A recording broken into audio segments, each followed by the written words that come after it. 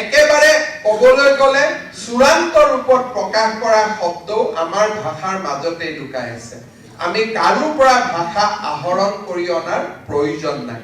মই ভাবো আমাৰ অসমীয়া ভাষাৰ নিৰ্মলতাই আমাক কৰবাত নহয় কৰবাত আন বহু ভাষাৰ পৰা পৃথক কৰি তোলে।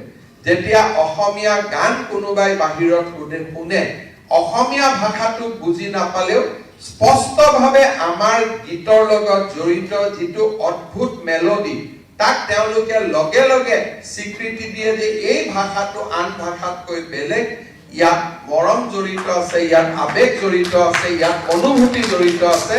অসমীয়া ভাষা নজনা মানুহ এটাইও এই ভাষাৰ ভিতৰত সোমাই থকা এই যি আমাৰ সৰলতা নিৰ্মলতাক একেবাৰে বুজি পাবলৈ সক্ষম হয়।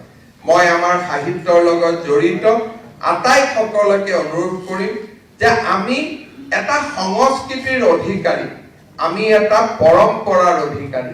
পৰম্পৰা সৃষ্টি কৰাৰ আমাৰ অধিকাৰ নাই, আমি সংস্কৃতি সৃষ্টি কৰাৰ অধিকাৰ নাই।